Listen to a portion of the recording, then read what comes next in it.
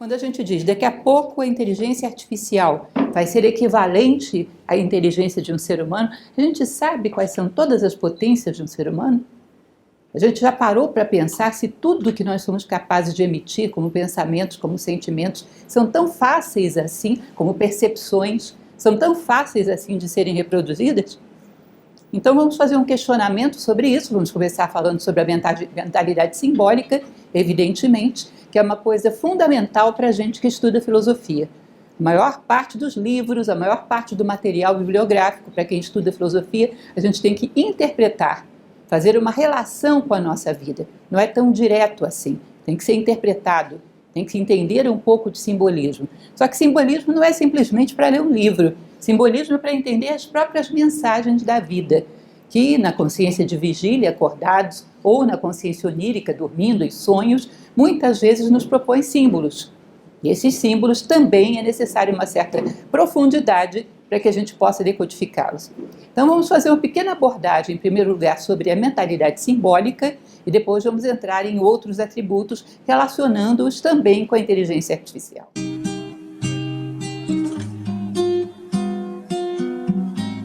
Símbolo vem de símbalos, do grego, que significa jogar, arremessar junto, tá? Lançar junto ou alguma coisa que o valha. Para isso a gente tem que entender, para atender essa excepção, a gente tem que entender o plano das ideias de Platão. Platão diz que existe um plano na natureza onde existem todas as ideias. É como aquilo que lá no Oriente eles chamam de Mahat, a mente cósmica, a mente de Deus. Todas as ideias que um dia tomarão corpo e serão seres no mundo, serão objetos no mundo. Tudo existe nesse plano das ideias. E quando existem essas coisas no plano das ideias, para elas virem ao mundo, é como se elas lançassem a sua sombra no mundo. Ou seja, tudo que existe aqui, todas as formas, são sombras de realidades que estão lá no plano das ideias.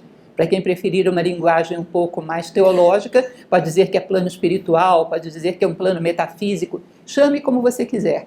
Mas parece que as coisas, antes de existirem no plano físico, a ideia que as elaborou existe no plano metafísico. Isso até mesmo em relação às criações humanas. Alguém que constrói uma cadeira de madeira, é possível que ele faça isso sem pensar nela primeiro? É claro que não, né? Lógico que vai ter que pensar detalhadamente sobre ela. Então as coisas nascem no plano sutil, para depois se concretizar aqui. Tá? E um símbolo é assim também. É uma ideia que está nesse plano sutil, tá? Que muitas vezes gera uma representação aqui embaixo. Então, se vocês lembram do Tao, do Yin e do Yang, lembram? O Tao, que é um dos símbolos mais conhecidos que existe, ele representa no mundo físico uma ideia que está lá nesse plano das ideias, que é uma ideia da harmonia por oposição. O que significa isso? Que dois seres absolutamente diferenciados, eles se complementam juntos e o universo roda. Ou seja, que existe a possibilidade dos seres sendo aquilo que são, ao se complementarem, formam algo muito maior, ganham velocidade. Tá? Eles sozinhos, cada um deles faz um movimento muito limitado. Quando junta, é uma roda e vão rápido. Tá? Ou seja, o tal é a harmonia por oposição. E ele nos mostra que em qualquer setor da vida, a gente pode criar essa harmonia por oposição. É um símbolo claro e um dos mais conhecidos. Tá? Então a linguagem simbólica, uma das coisas que a gente vai realçar, é como ela se produz. Está aqui. Ela é sempre um símbolo, que nós vamos falar, uma relação vertical. Já, já. Antes disso, só relembrando algumas das funções do símbolo na história. Em Roma se diz que era feita uma moeda com determinados símbolos de um lado e do outro. E, por exemplo, eu vou viajar, vou fazer uma longa viagem, vou passar por algum lugar que é muito perigoso, chego para um amigo que é de minha total confiança, deixo toda a minha fortuna com ele e quebro aquela moedinha ao meio. E ao quebrar aquela moedinha ao meio, eu dou uma metade para ele e digo, quando aparecer aqui alguém que tem essa contrassenha, que é a outra metade da moedinha, você entrega o dinheiro. Às vezes não era nem ele, eram os filhos, era outra geração. Aparecia lá, apresentava a contrassenha e recolhia o dinheiro que tinha sido depositado. Aí isso era chamado de símbolos. Tá? Era chamado no latim de symbolum, ou seja, representava algo que estava oculto, pelo menos oculto aos olhos, guardado com alguém, com essa ideia de representante. Tá? E no Egito é muito interessante, se você for pegar o hieroglifo que representa a palavra símbolo, são duas mãos unidas em concha. É como se você dissesse que ele é uma coisa que reveste uma realidade sutil, que não dá para você ver. Tem algo sutil e tem algo que reveste, que representa essa coisa sutil no mundo. E isso é um símbolo. Portanto, eles dão uma dica muito interessante para a gente, que a gente vai abordar já já, que é a relação entre um símbolo e um ideograma, uma logomarca, qualquer coisa do tipo que existe. Por exemplo, se eu pego para vocês o Tao, que a gente falava ainda há pouco, o Yin e o Yang, qual é a diferença entre ele e um símbolo como, por exemplo, o M do McDonald's? Qual a diferença? Representam alguma coisa que não está ali, não é? Representam. Tem alguma diferença entre eles? Tem.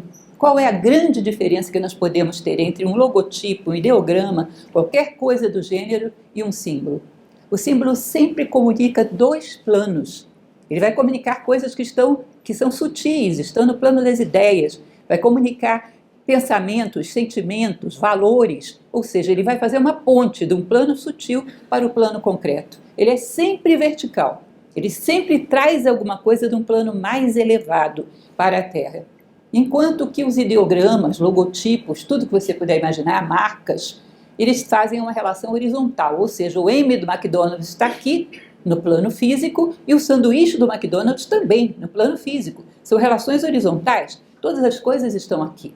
Então temos muitas dessas marcas, desses logotipos, que usam a ideia do símbolo, representam algo maior, só que representam coisas concretas. Um símbolo ele é sempre vertical, ele sempre traz alguma coisa de um plano sutil e traz para esse mundo concreto através de uma representação, em geral mínima, sumária. E da mesma maneira que os símbolos fazem isso, os mitos também fazem isso, tá? De uma maneira um pouco mais extensa. Eles trazem para esse mundo algo que não é daqui. Tá? Como se fosse desse plano das ideias, um plano mental, um plano espiritual, eles trazem para cá. Tá? Então, isso é uma das coisas fundamentais para a gente reconhecer o que é um símbolo, uma relação sempre vertical. Imaginem algumas situações desse tipo. Eu me sinto uma pessoa muito alienada, tenho me sentido assim muito ultimamente. Fico muito presa a coisas banais, a coisas superficiais. Quando eu vou examinar o meu dia, só me dediquei a banalidades. Pequenas briguinhas, pequenos aborrecimentos no trânsito, pequenas coisas no trabalho. A minha vida toda está muito banalizada, eu não tenho nada mais profundo. Aí um belo dia, alguém me conta o mito da caverna. Um monte de seres humanos dentro de uma caverna escura, olhando para uma parede, vendo sombras e achando que aquilo é real. Eu sofro aquele baque. Gente, eu sou essa pessoa que está olhando para sombras, só para banalidades, só para coisas superficiais. Não olho para nada real, não olho para trás para ver as coisas iluminadas pela luz do sol. Fico só olhando sombras. Eu estou alienado num mundo de sombras. Você se identifica. Agora imagina você que coisa complicada que seria para uma inteligência artificial fazer uma relação dessa, a menos que essa relação tenha sido feita por alguém em algum texto e você alimente o repertório dele com esse texto. Aí ele sabe. Mas se ele não tivesse ninguém falando sobre isso, como é que ele ia conseguir relacionar o fato de você se sentir muito superficial na vida com um mito criado há 2.400 anos de homens acorrentados numa caverna? Uma relação que não tem uma lógica formal, uma relação totalmente simbólica. Você se vê ali e diz, eu sou exatamente esse prisioneiro da caverna, só me ocupando com sombras, não tem nada de real na minha vida. E você se identifica. Percebem que isso é uma coisa que não tem muito como ser construída por uma inteligência artificial. Inteligência artificial tem um repertório e a partir de uma análise combinatória infinita desse repertório, por associações, ela vai trazendo coisas que já estão lá no seu repertório. Deduções lógicas de coisas que estão no seu repertório. Relações desse tipo não obedecem a uma lógica formal. E é impossível que uma inteligência artificial vai entendê-lo. Uma outra situação, você olha para as pessoas à sua volta e começa a perceber que todo mundo reclama de tudo no mundo. Ninguém está satisfeito com nada. A nível de Brasil, a nível de mundo, todo mundo acha que está tudo errado, que o mundo tinha que mudar. Mas ninguém está disposto a mudar a si próprio. Você olha para o mundo e vê isso. Gente, que coisa! Você faz essa observação. Aí um dia te conta um mito de que Teseu, um grande herói grego, para entrar num labirinto, para matar um minotauro, o monstro que estava lá dentro, ele só conseguiu entrar nesse labirinto e matar o minotauro porque ele estava carregando um machado como aquele, machado de duplo fio, que representava trabalhar dentro e fora ao mesmo tempo. Quando você olha isso, diz, gente, isso é a solução para mudar o mundo. Tem que trabalhar dentro e fora ao mesmo tempo. As pessoas estão alienadas desse jeito porque só aceitam trabalhar fora. Olha o mito da humanidade do jeito que está vivendo hoje. Está aqui. O pessoal faz exatamente isso. Por isso que não mata monstro nenhum, que é trabalhar só para o lado de fora. Usa metade do machado, não usa o machado inteiro. Não trabalha fora e dentro. Fora e dentro. Assim não se mata minotauro nenhum. Assim não se faz nada pelo mundo de positivo e de concreto. Você percebe que você bate o olho e diz, opa, isso é tal situação que eu estou vivendo, que eu estou sofrendo todo dia, que eu estou vendo as pessoas à minha volta viverem, é exatamente a mesma situação.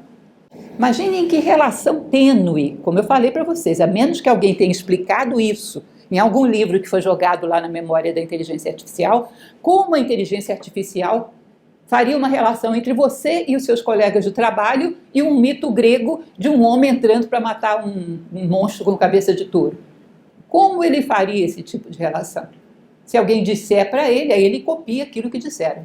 Mas não são relações claras de se fazer. E ainda tem coisas mais complicadas, porque o símbolo está sempre sendo construído. Muitas vezes acontece, nós fazemos isso. Sei lá, tem uma pessoa que eu gosto muito, que por alguma razão eu associei uma música. Quando eu ouço aquela música, lembro de fulano, não tem isso? Você criou um símbolo para essa pessoa. O que é aquela música? Às vezes a música nem letra não tem para você dizer que ela fala alguma coisa. Não, nem letra não tem, é uma música instrumental. Mas lembra fulano, você fez uma associação. Que é dificílima da lógica entender por que você associou isso. É toda uma sutileza dessa representação humana que é muito difícil. E além disso ainda tem a consciência onírica, os sonhos de que Carl Jung falava tanto, né? Às vezes os sonhos têm umas coisas que são... Imagine mais uma vez que eu estivesse me sentindo muito superficial, ligada só a coisas passageiras, só a pequenas diversões, a possuir coisas cada vez mais modernas, só a pequenos entretenimentos. Eu vivo por coisas muito passageiras, muito fugazes, e eu sinto que isso me traz uma certa angústia.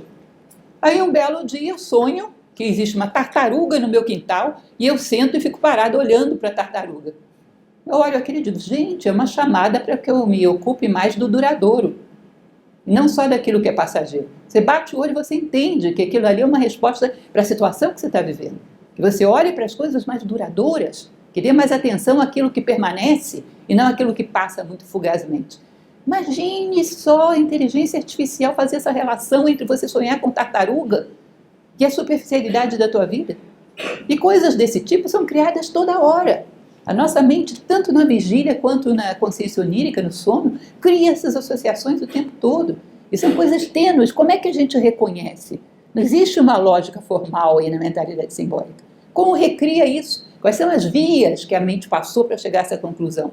Não tem nada de lógica convencional, lógica clássica, e não tem premissas e conclusões concatenadas, é um pulo. O raciocínio simbólico é um salto. A gente não sabe como as etapas foram construídas. Tem muito a ver com alguns atributos que vamos ver daqui a pouco, como intuição, como imaginação. A linguagem simbólica está estreitamente ligada a eles. Portanto, é evidente que esse tipo de coisa é inacessível para qualquer tipo de inteligência artificial que a gente tem agora, isso é evidente, e talvez que tenha por um bom tempo. O futuro é incerto, né? Não sei onde nós vamos chegar. Mas muitas vezes me inquieta saber como é que nós podemos reproduzir uma coisa que a gente não sabe como funciona em nós. A gente não sabe quase nada de consciência, por exemplo. As definições de consciência são as mais contraditórias possíveis. Como é que eu reproduzo uma coisa que eu não sei como funciona em mim? Isso aí vai exigir uma reflexão muito profunda. E muitos desses atributos que eu vou falar também não sei como funcionam em mim. Como eu reproduzo isso? Quando eu falo sobre inteligência artificial nesse nosso trabalho, eu não estou me referindo àquilo que a gente tem hoje.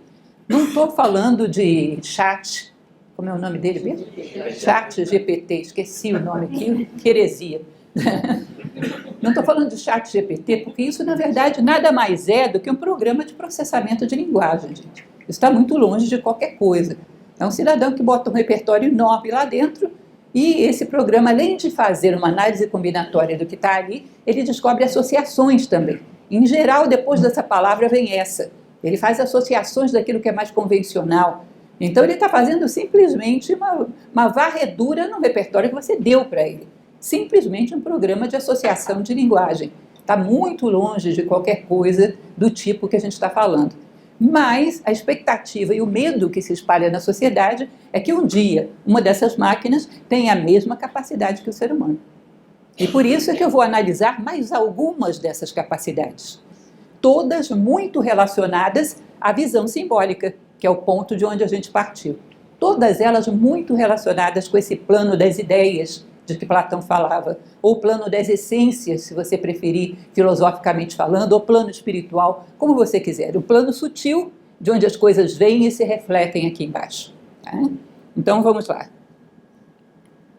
Percepções internas, aqui eu ainda estou falando de mentalidade simbólica, percepções internas versus imagens ou histórias simbólicas. A menos que haja algo em seu repertório que faça essa exata relação, a IA não será capaz dessa associação nunca. IA, inteligência artificial. Tá? Falando ainda do simbolismo. Relação entre a tartaruga e o fato de você ser superficial, ela não vai fazer de jeito nenhum, a menos que alguém conte isso para ela. Aí você diz, agora ela vai saber, porque eu contei para ele. Aí o cidadão sonha com o camelo, sonha com outra coisa. É muito plástica e variável essa questão da imaginação. Não tem como ser prevista, esgotada, não tem como. Ninguém sabe o que vai aparecer na sua vida e você vai estabelecer relação. Ninguém sabe o que você vai sonhar. Isso é infinito de possibilidades. Não dá para isso ser previsto, esgotado dentro de um repertório. Não vai dar. Todos os dias criamos representações e associações para nossas percepções internas. Impossível um repertório que cubra tudo isso. Eu tenho lá em casa uma xicrinha simples demais, mas ela tem umas pinturinhas, umas coisinhas que foi da minha avó. Gente, aquela xícara para mim tem uma importância tremenda. Ela me evoca um monte de coisas bonitas que eu vi dela, um monte de momentos especiais. É meramente uma xícara. É muito difícil, a gente o tempo todo está fazendo ligações desse tipo, com objetos, com coisas. A menos que você conte a história toda para ele, é uma relação que ele não tem como remontar. Nós estamos criando símbolos o tempo todo. É uma das formas da gente entender o mundo, é criar símbolos para todos os lados. Não apenas a linguagem simbólica, mas todas as operações que possuem relação com uma realidade interna humana são dificilmente alcançáveis pela inteligência artificial. E aí vamos partir para outras coisas, além da visão simbólica, que já vimos que não dá. Ele não alcança mesmo, não é uma possibilidade, pelo menos por muito tempo, não é uma possibilidade muito fácil. O que mais? Intuição. O que é intuição?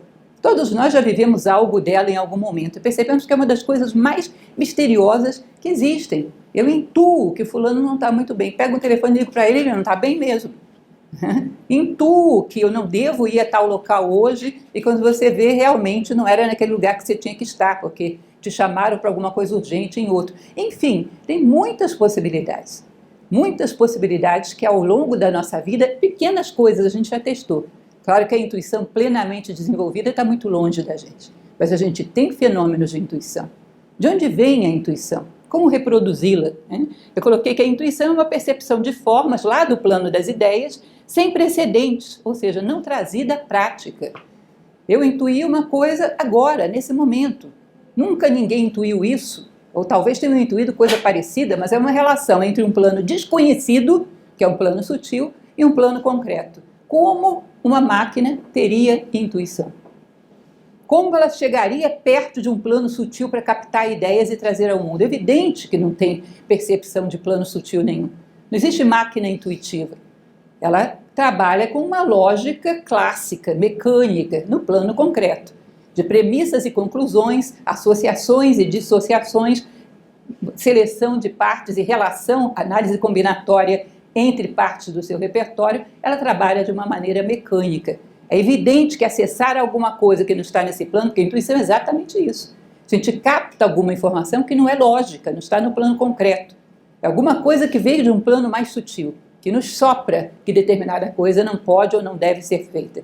A intuição é tipicamente, como a linguagem simbólica, uma comunicação vertical entre dois planos. Inteligência artificial trabalha com deduções lógicas, análise combinatória e associações a partir de uma premissa dada.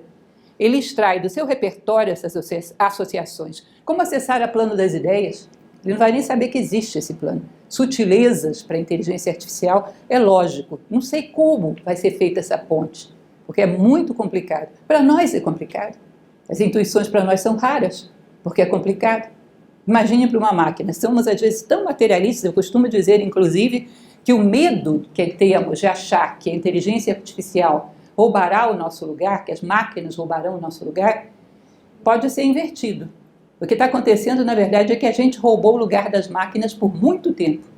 Porque só desenvolvemos um raciocínio mecânico, material, dedutível a partir de determinadas premissas e a partir de um conjunto de informações que eu te dou. Quanto tempo a humanidade vem assim? Utilizando quase nada do seu potencial. Então a inteligência artificial vem e supre isso aí. A gente vai ter que partir para coisas mais criativas. A gente é que estava ocupando o lugar dela, não é ela que está ocupando o nosso. Tem muita coisa humana que nós temos que desenvolver. E quem sabe a gente se sente mais convidado a isso agora. Né? Então a intuição, evidentemente, é mais uma relação vertical. Como tudo que eu vou falar aqui, é uma relação vertical. Faz referência a um plano mais sutil. Máquina não vai intuir. Não sei como. Algum dia faria isso, não faço ideia. Imaginação.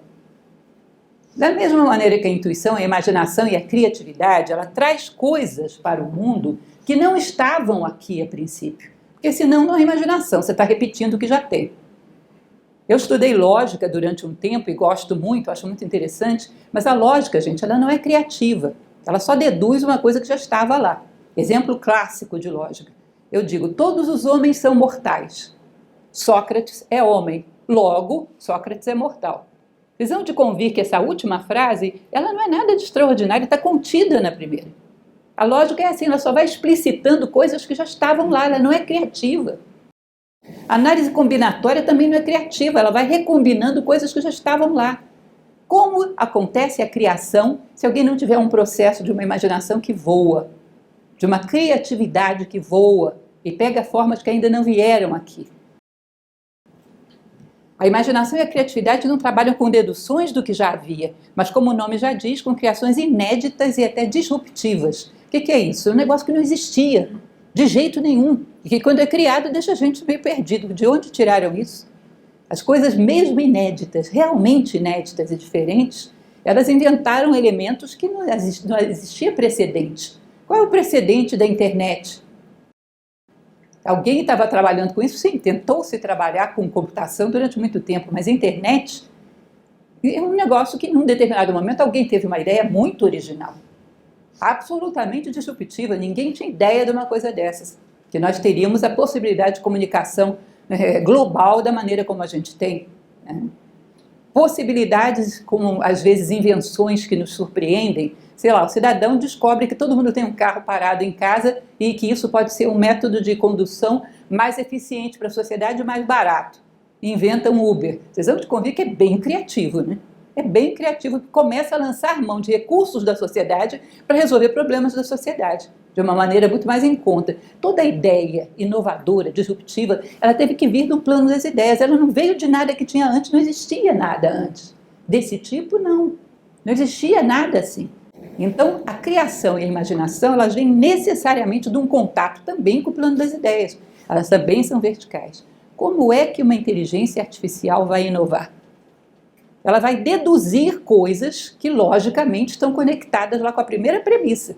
Primeira coisa que você disse, todos os homens são mortais. Ela vai deduzir um monte de coisa disso, mas ela não vai criar nada diferente disso. Se nós temos imaginação e criatividade sendo realizada na sociedade, é sinal de que alguém está acessando outra coisa. Eu tive um professor de lógica que marcou bastante a minha juventude, era uma pessoa muito interessante. Ele dizia, contava uma história muito interessante. Ele dizia que a ciência valoriza muito a razão, mas que ela é muito mais filha da intuição do que da razão. Ele falava, pega, por exemplo, o pensamento de Ptolomeu. Faz uma análise combinatória de tudo que ele disse, explicita todas as consequências do pensamento dele, vira o pensamento dele de cabeça para baixo. Você não vai tirar o pensamento de Copérnico lá de dentro. Copérnico não tem só o que estava antes, ele colocou um componente novo, que não estava no mundo antes. De onde ele tirou esse componente novo? E se você pega depois de Copérnico Galileu, também não é só uma análise combinatória do que o Copérnico disse. Galileu tem um negócio novo, de onde veio? Depois Isaac Newton, a mesma coisa em relação a Galileu. Depois Albert Einstein, a mesma coisa em relação a Isaac Newton. Não é uma simples análise combinatória que se fez daquilo que já tinha. Não, desceu um negócio absolutamente inédito, que não estava no mundo até aquele momento, e passou a estar. E isso é imaginação, isso é criatividade. Se não tivesse baixado alguma coisa inédita, não teriam sido brilhantes como foram. Realmente disruptivos, fizeram uma diferença muito grande na história da humanidade. Não teriam sido. Portanto, ele dizia, a ciência que tanto valoriza a razão é filha da intuição.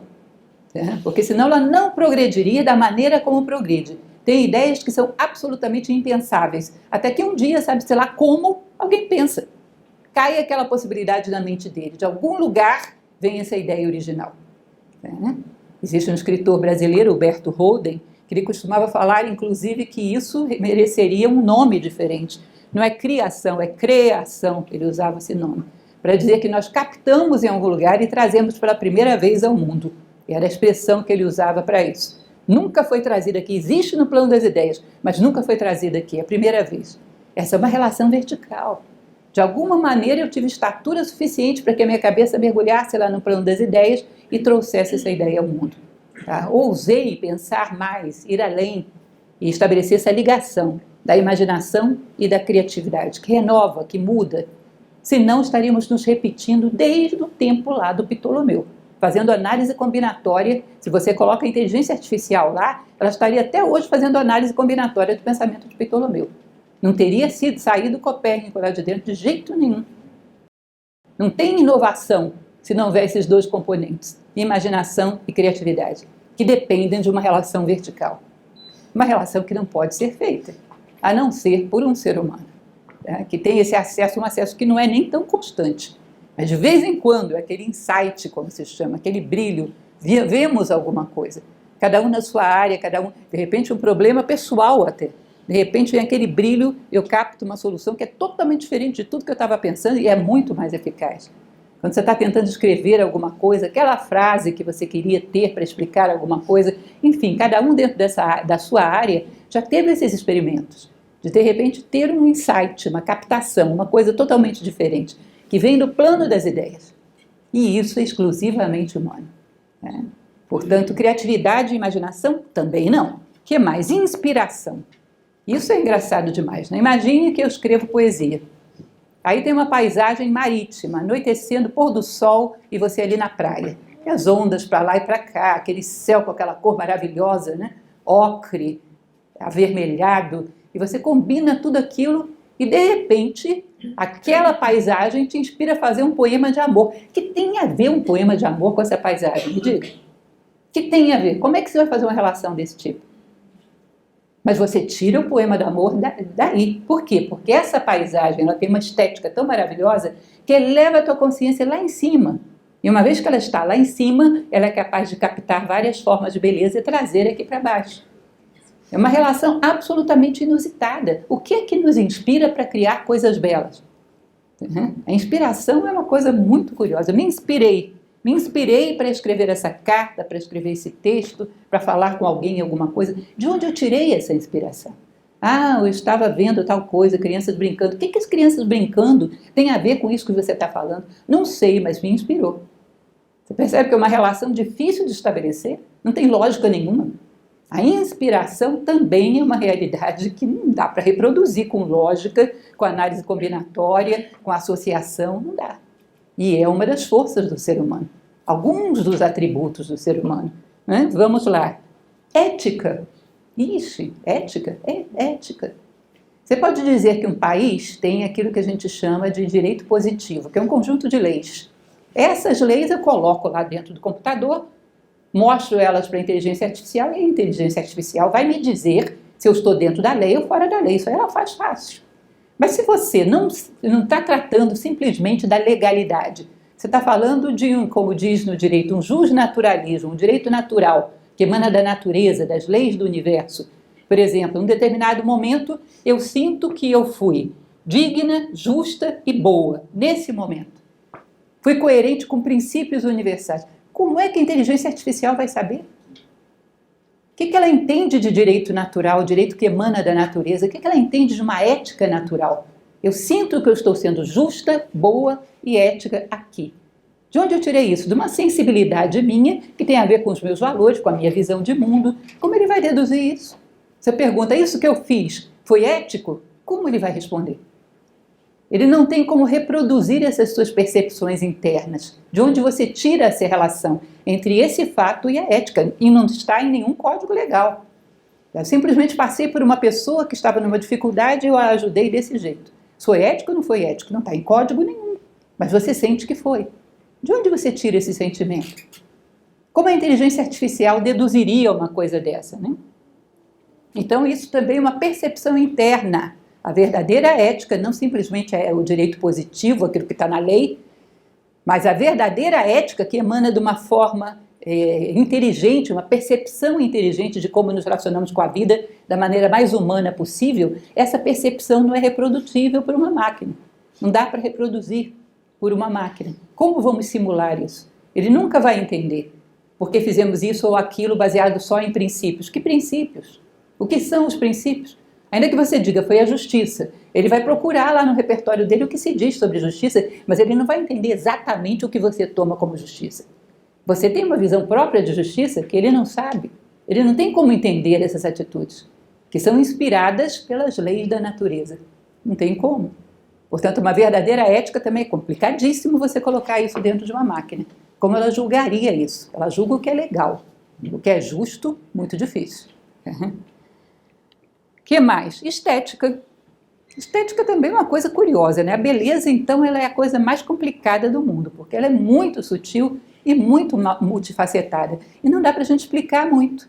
Falei para vocês que se a gente coloca dentro do repertório da máquina uma lista de coisas que são belas, um manual de como se produzir beleza na pintura, na escultura, aqui, ali, acolá, não vai se cobrir todas as realidades onde a estética surge. Às vezes tem uma pessoa, tem um acidente, ele para o carro, vai lá, socorre, faz os primeiros socorros, todo sujo, metido naquela situação horrível, para você, olha que belo o ser humano fazendo o seu melhor para salvar a vida de alguém. Não é isso? A gente olha e acha belo, uma atitude bonita. Como uma máquina ia deduzir que uma coisa dessa é bela? Tem associações que ela não tem como fazer. A beleza é muito criativa, ela cria acepções o tempo todo. A gente olha uma cena que parece banal, que parece nada, e dizemos que belo. Eu coloquei ali uma folha sendo levada pelas águas da chuva, alguma coisa assim. E você olha, que belo. Uma folha seca na água, vai dizer isso para o computador. Folha seca na água é belo. Aí ele vai dizer, folha seca no lugar seco, então não é. Mas, gente, é muita coisa para você contar para a máquina, né? É muito detalhe. Essas duas cenas, aquela cena, simplesmente uma pessoa idosa está com as mãos no colo e uma criança vem e coloca dela em cima. Isso aí tem 1000 significados para a gente. É como se o passado estivesse se enlaçando com o futuro num momento presente, uma cena tocante, comovente. O que um computador vai entender numa coisa dessa? Por quê? Por que é belo? Quais são os parâmetros? Qual é o manual no qual eu pego as medidas, as proporções disso aí para saber que é belo? Não dá. A estética é muito fugidia e muito multifacetada. É um atributo humano, às vezes numa coisa muito simples, enxergar beleza. E, logicamente, é muito difícil de reproduzir. Uma atitude bela, às vezes, é uma coisa simples, singela, e nos comove profundamente. E não tem como explicar. Não cabe em nenhum manual. Portanto, estética também é um negócio complicado, né? A beleza é inusitada e sutil. Vocês estão vendo que tem muita coisa. Tem muita coisa que está por fora de qualquer alcance. Não é só o processo da consciência, que em si já é complicado que só. Mas muitas formas de percepção do ser humano. Muito difíceis de alcançar. Muito difíceis mesmo. Mística. Ixi, agora que a coisa ficou feia mesmo. Se você disser mística é pensar em Deus, falar em Deus, é provável que a inteligência artificial seja capaz de criar um bocado de coisa, porque tem muita literatura falando disso. Tem muita literatura. Ela vai fazer um apanhado de tudo lá, vai gerar um texto para você. Porque foi dada essa literatura para ela. Agora, mística não é simplesmente isso. Mística é sacralização da vida. Sacralização de um momento que pode ser totalmente inusitado. Eu coloquei aqui uma cena, veja só. O cerimonial da vida, que pode surgir num caminhar silencioso de mãos dadas enquanto a tarde cai. Você está simplesmente caminhando de mãos dadas com alguém enquanto a tarde cai. E você sente que aquilo é um momento sagrado, que você nunca vai esquecer na sua vida. Aquele silêncio, aquela tarde caindo e a mão da pessoa que você ama na sua mão, presa à sua mão. Você percebe que é um momento cerimonial. Como você vai explicar para um computador que qualquer momento da sua vida, por muito simples que seja, pode virar cerimonial? Qualquer coisa, de repente, uma coisa foge à banalidade e você sente que está vivendo um momento sagrado, nas cenas mais simples da vida. Como ele vai entender isso? Existe um filósofo do século passado, que é Mircea Eliade, que ele dizia essa frase aqui: sagrado é a função de dar sentido. E de repente ele dá um sentido tão grande à nossa vida que a gente se paralisa. Espera aí, como assim? O que é isso? O que ele está me propondo? Me explique como uma máquina entenderia que um momento se tornou sagrado para você. Qual o argumento que se colocaria no repertório dela? Como ela reconheceria isso? Se sagrado pode ser qualquer coisa, conforme a maneira como você encara, conforme a relação da tua consciência com esse fato. Tudo que marca um momento especial. Eu coloquei aqui, eu acho que em alguma outra parte eu coloquei uma situação. Imagine que você esteja andando e de repente tem uma ideia maravilhosa. Percebe uma coisa que você nunca tinha percebido. Aí nesse momento você vê uma pedra no chão. Aí você olha aquela pedra e diz: vou levar essa pedra comigo como prova desse momento, para eu lembrar eternamente desse momento onde eu descobri tal coisa da vida. E você desenvolve uma relação com essa pedra. Explica isso para um computador. Explica isso. O ser humano é muito rico em sutileza, gente. Muito mais do que a gente pode imaginar. Amor e outros sentimentos. Esse é mais complicado ainda, né? Amor você pode colocar, porque a coisa que mais existe no mundo é texto sobre amor. Coloca todos, coloca poesia, coloca tudo lá dentro do repertório dele. O amor é sempre inusitado, vai ser apresentado de uma maneira diferente. Essa história da pedra que eu acabei de falar para vocês, eu amo a pedra. Ela veio exatamente no momento que eu precisava dela. Por que um ser humano ama uma pedra? Aí ele vai recorrer lá às explicações de paixão, de não sei o quê, contato entre dois seres humanos, entre dois seres vivos. Não tem como ele entender por que você ama uma pedra. O amor é muito sutil. Ele pode se dar em situações totalmente inusitadas. Você pode ter amor a um momento, a um objeto. Você pode ter amor a um estado de espírito que você conseguiu captar. Tem muitas sutilezas nos sentimentos como um todo. O amor, mais evidentemente, que ele não vai saber definir. Tenta fazer com que o computador esgote um conceito sobre o amor que cubra todas as possibilidades do amor. Vai ficar louco, porque nem a gente sabe quais são todas as possibilidades do amor. Eu acho que a maior parte do amor ainda está desconhecido para nós. Praticamos aquele das relações pessoais bem básicas mesmo. A maior parte do amor está desconhecida até para a gente, que dirá para um computador. Então tem sutilezas aí que ele não vai saber estabelecer de jeito nenhum. Inteligência. A inteligência artificial não tem inteligência, Lúcia? Você está doida. Não tem, não. Que ela tem uma matemática associativa, análise combinatória, como falei para vocês, a matemática por associação, um jogo de palavras que ela está acostumada a ver associadas, por isso reproduz associadas. Então ela não tem acesso à verdadeira inteligência. Mas o que é a verdadeira inteligência? Dentro de uma definição clássica, a palavra inteligência vem de intellegere, ou seja, interelegere, escolher dentre as opções que a vida te dá, aquela que é mais apropriada a você, ao teu sentido de vida, à tua realização, a escolher a melhor opção, aquela que mais humaniza, aquela que mais realiza como ser humano. Portanto, a inteligência, ela necessita que você saiba qual é o propósito íntimo daquela pessoa. Eu quero, no meu ideal de vida, ser uma pessoa justa e fraterna. Portanto, das coisas que estão acontecendo agora, eu escolho me comportar dessa maneira. Por quê? Está alinhado com a justiça e a fraternidade. Se você não sabe disso, você não sabe qual é o meu ideal, não sabe qual é o meu propósito, como é que você vai julgar a minha ação? Saber se ela foi inteligente ou não. Como vai entender? Não tem jeito. A menos que eu explique para você direitinho tudo onde eu quero chegar, ainda assim vai ser complicado. Porque ele não sabe o que você entende por justiça e por fraternidade. Ele vai pegar o senso comum. Então tem duas maneiras do homem fazer escolhas na vida. Aleatoriamente, segundo o que está na moda, Isso aí a inteligência artificial tira de letra. Simplesmente você informa ela o que está na moda. Ela vai sair deduzindo o que todo mundo está pensando. Se você está na moda, massificado, ela sabe o que você está fazendo. Agora, se você age por um espírito de missão, ela não tem como saber. O que é agir por um espírito de missão? Eu tenho uma meta e, portanto, vou fazer escolhas que me aproximem dessa meta. É como se eu fosse construir uma mesa, essa é a minha missão. Eu vou para o mercado e vou comprar o quê? Serrote, pregos, compensado, madeira, enfim. Vou comprar todas as coisas que têm a ver com a minha missão, que é construir uma mesa. Se eu quero construir a mim mesmo como ser humano, eu vou também fazer escolhas na vida que me ajudem, tragam material para que eu possa construir a mim mesmo como ser humano. Se você não conhece o que eu considero como ser humano, se você não conhece o meu ideal, não tem como justificar as minhas escolhas, não tem como reconhecer o que é inteligente e o que não é. Tá?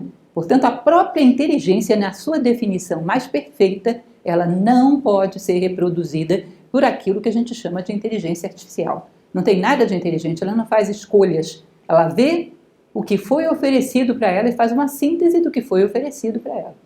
Concluindo a nossa ideia, a inteligência artificial nos oferece um acervo da cultura humana, com análises combinatórias inimagináveis. Isso é interessante, porque ela sai combinando tudo com tudo e sai com um monte de coisas que podem ser até interessantes, né? Sai combinando descobertas de tudo quanto é lugar do mundo, combinando um monte de coisa, pode vir com coisas até interessantes. Tá? Mas tem muitas das funções humanas que ela não tem como reproduzir. Muitas mesmo, mais do que a gente imagina. Então ela te dá como se fosse uma grande enciclopédia que nunca houve até então. Ela te dá um painel da cultura humana, toda relacionada, toda comparada. Mas acontece que a cultura humana não pode ficar parada. Ela tem que continuar sendo construída. Cultura humana, se ficar paralisada, ela vira um lago de água parada, daqui a pouco está apodrecendo a água. A água não pode ficar parada. E a cultura é assim também. Então a cultura tem que ser expandida, tem que ser renovada. Quem é que vai expandir e renovar a cultura? Esses homens aqui, ó. Quem renova a cultura humana são homens com visão simbólica, homens com imaginação, com criatividade, com intuição, amorosos. Esses são os que recriam a cultura. Portanto, a cultura que ela oferece é produto de homens que ela não tem como imitar. Né? Ela não é uma produtora de cultura. Quem produz cultura são atributos humanos que ela não é capaz de imitar. E ela depende disso para ter o seu acervo. Isso significa, aquilo que muitas vezes tem sido dito quando se fala de inteligência artificial, ela não tem alma. Talvez o que a gente esteja querendo dizer é exatamente isso. Ela não tem todos esses atributos plásticos e sutis que nós dizemos que emanam da alma humana. Tá? Porque não tem relação com sutil nenhum. A mentalidade dela é meramente com aquilo que é concreto e que foi dado. Isso é o que temos nesse momento. Aí você vai me perguntar, bom, será que vai ser assim para sempre? Não sei. Não sei. Será que a inteligência artificial um dia poderá fazer essas coisas? Nesse momento me parece meio absurdo, mas não sei. O ser humano faz conquistas às vezes que é difícil da gente entender como ele chegou ali. Portanto, eu não posso dizer nunca fará. Mas o certo é que o que temos nesse momento está muito longe das possibilidades de um ser humano. Tá? E aí dizem, bom, ele vai substituir o meu emprego. Se você não é imaginativo, se você não é criativo, se você não é intuitivo, se você não tem uma visão simbólica, se você não é amoroso, se você só é mecânico, é capaz dele substituir mesmo. E esses homens que têm essas capacidades sutis vão se destacando, porque isso a máquina não tem como reproduzir. Então, cada vez mais ela vai nos empurrando para uma seara propriamente humana, para que a gente desenvolva aquilo que nos particulariza no mundo como seres humanos. Todo esse mundo de atributos sutis, do qual eu trouxe uma pequena amostragem. Né? Então, se ela vai alcançar algum dia, eu não sei. Mas nesse momento o que temos ainda está muito distante. As maravilhas que fazemos, como vamos falar hoje no lançamento do livro, né? Numa flauta mágica que dá para decodificar tudo que tem ali nessa obra de Mozart, como relativo à vida humana, numa Divina Comédia, a mesma coisa. Ou seja, a riqueza de simbolismos que tantas obras têm, é lógico que deve ter a Divina Comédia dentro do repertório da inteligência artificial. E ela sabe te dizer tudo que está lá dentro, mas ela não sabe te dizer o que simboliza nada. Qual a relação que aquilo tem com a vida humana, ela não vai saber te dizer. Isso você, se é capaz desses voos, de se elevar até esse plano das ideias, você vai ser capaz de ver. Exclusivamente humano esse acesso.